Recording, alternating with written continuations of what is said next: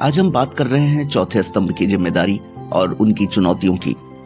अभिव्यक्ति की स्वतंत्रता केवल अधिकार नहीं बल्कि लोकतंत्र की धड़कन है।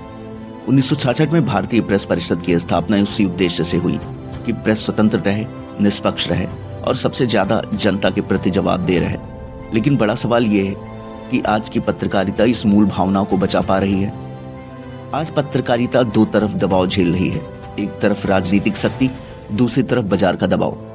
कई बार सत्ता चाहती है कि सच को ढक दिया जाए और कई बार व्यवसायिक हित तय करते हैं कि खबर कैसी होगी।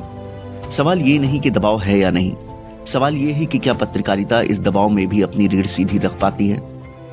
आज मोबाइल हर हाथ में है, हर हाथ में एक संभावित पत्रकार।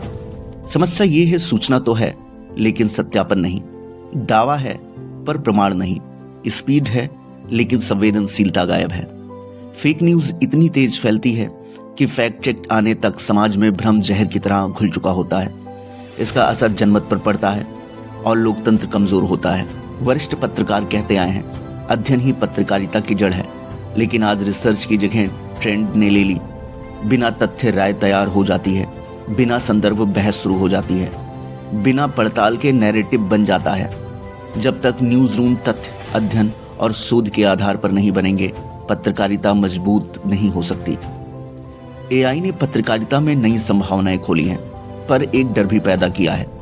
अगर मशीन स्क्रिप्ट भी लिखे, पैकेज भी बनाए और एंकरिंग भी करे, तो क्या मानवीय संवेदना, मानवीय समझ और नैतिक जिम्मेदारियां कहीं खो जाएंगी? तकनीकी जरूरी है, पर लोकतंत्र की नब्ज मशीन नहीं, मनुष्य ही पढ़ सकते हैं।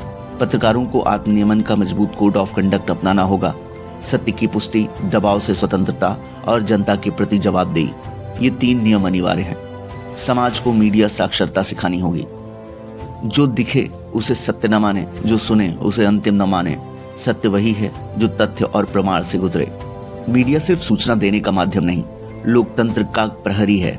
ये सवाल पूछता है, जवाब मांगता है और सत्ता को आईना दिखाता है।